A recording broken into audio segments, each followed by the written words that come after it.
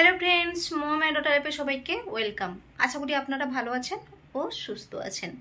আজ হচ্ছে 2 তারিখ অক্টোবরের। তো আজ হচ্ছে মহালয়া ও গান্ধীজির জন্মদিন। তো এখন প্রায় 2টো বাজতে যায়। তো এই সময় রেডি হয়ে বেরোচ্ছি। তো কোথায় যাচ্ছি না যাচ্ছি দেখতে থাকো। আই হোপ তোমাদের ভালো লাগবে। স্কিপ না করে কিন্তু দেখতে থাকো। তো চলো একবার সবাইকে দেখে দিচ্ছি, ওরাও রেডি হয়ে গেছে, মানে বাপ মেয়ে রেডি হয়ে গেছে। চলো, এই দেখো মাম্মাম রেডি হয়ে গেছে। তো মাম্মামকে কেমন লাগছে অবশ্যই কিন্তু বলো। মা বলো যে আমাকে কেমন লাগছে, তোমরা কিন্তু বলো।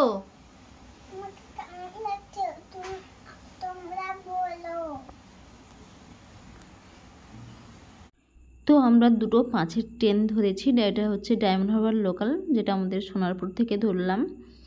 তো ওখানে যেখানে যাচ্ছি ওখানে যেতে অনেকটাই সময় লাগবে।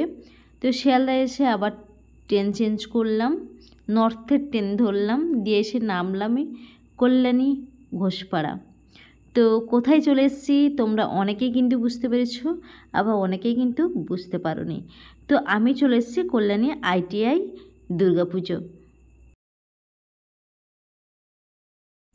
আজ হচ্ছে আমার জন্মদিন। তো জন্মদিনে তো হাজবেন্ড আমাকে বলছে চলো কোথাও ঘুরে আসি। তো এই হিসেবে কিন্তু আমাকে নিয়ে এসছে। তো আমি বলছি ঠিক আছে চলো। আর এত দূর কখনো কিন্তু আমি ঠাকুর দেখতে আসিনি। তো আজ আমি চলে এসেছি। তো টিভিতে দেখতাম প্রত্যেক বছর কল্যাণীর ঠাকুরগুলো। তো আজ কিন্তু আমি চলে এসেছি। তো এসে দেখছি পুরো আমি মুগ্ধ হয়ে গেছি, মানে কি বলবো। তোমরা কিন্তু দেখলে তোমরাও একদম মুগ্ধ হয়ে যাবে। আর প্রথমে ভাবছিলাম যে আজকে কি উদ্বোধন আছে, তাও তো আমরা জানতাম না। আচ্ছা ঠিক আছে, শুধু প্যান্ডেল দেখে চলে আসবো এই ভেবেই কিন্তু বেরিয়েছি।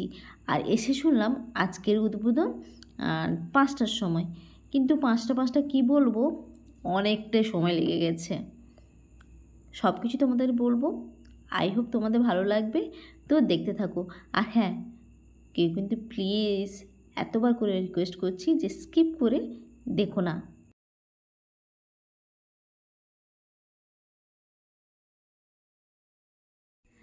আজই কিন্তু কল্যাণী ITI লুমিনিয়া ক্লাবের উদ্বোধন হয়ে গেল। তো তোমরা কিন্তু চলে এসো, এখন থেকে কিন্তু খুব ভিড়। সবার জন্য কবে খুলে দিচ্ছে তা কিন্তু আমি বলবো, তোমরা কিন্তু দেখতে থাকো।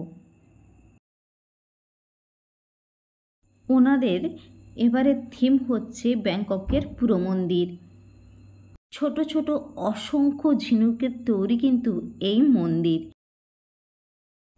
এখানে কোটি কোটি ঝিনুকের কিন্তু ব্যবহার করা হয়েছে। তোমরা দেখো, তোমরা দেখলে কিন্তু বুঝতে পারবে কত নিখুঁত কিন্তু ঝিনুকগুলো দিয়ে কিন্তু এই মন্দিরটা তৈরি করা হয়েছে। এখানে অসংখ্য ঝিনুকের ব্যবহার করা হয়েছে, আর দেখতেও দারুণ লাগছে। ব্যাংককের এই মন্দিরটা কিন্তু আমরা কিন্তু অনেকের পক্ষে দেখতে যাওয়া সম্ভব হয়ে ওঠে না, তাই আমরা কিন্তু এখানে তো যেতে পারি। তো তোমরাই কিন্তু চলে এসো, দেখবে তোমাদেরও ভালো লাগবে।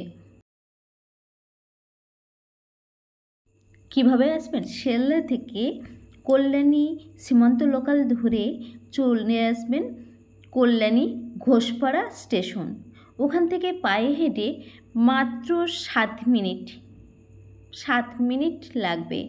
তো দিয়ে পৌঁছে যাবেন কল্যাণী ITI এই দুর্গাপুজো লুমিনিয়া ক্লাবে। আজ যেহেতু উদ্বোধন হয়েছে, তো আজ খোলা থাকবে।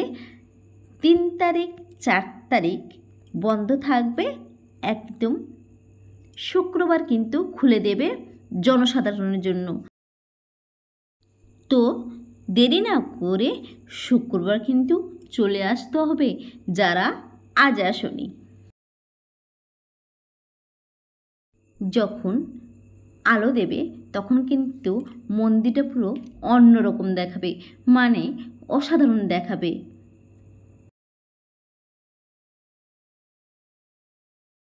তো মেয়ে এখানে একটা পিকচার তুলে নিল।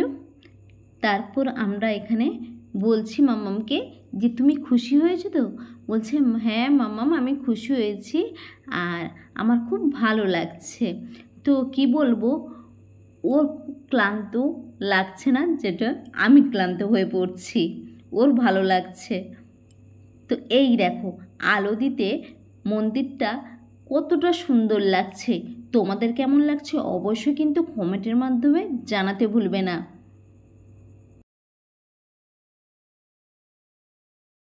আর হ্যাঁ, এখানে কিন্তু মা সেজেছে পুরো 75 কেজির অলংকার দিয়ে। এতক্ষণ কেন আমি এই ভেতরটা দেখালাম না, মন্দিরের ভেতরটা? তো উদ্বোধনী অনুষ্ঠানটা হচ্ছিল তখন কিন্তু 2-2.5 ঘন্টা কিন্তু প্রবেশ করতে দেয়নি, তার জন্য কিন্তু আমরা ঢুকতে পারিনি। এই জন্য এতক্ষণ থাকতে ভালো লাগছিল না, তাই আমরা বেরিয়ে এসেছিলাম। কারণ অনেকটা সময় ওখানে দাঁড়াতে হবে, আবার বললো যে 1 ঘন্টার মতন দাঁড়াতে হবে। তো এই জন্য আমরা কিন্তু বেরিয়ে এসেছি। এই জন্য আমি ভেতরটা দেখাতে পারলাম না, তার জন্য কিন্তু সরি।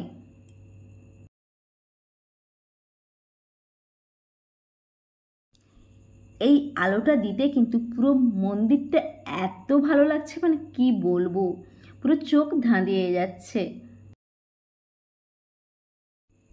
তো তোমাদের কেমন লাগছে অবশ্যই কিন্তু কমেন্টের মাধ্যমে জানিও। আর হ্যাঁ, অবশ্যই কিন্তু কে কে আজকে মহালয়ার দিনে ঠাকুর দেখতে বেরিয়েছো অবশ্যই কিন্তু বলো।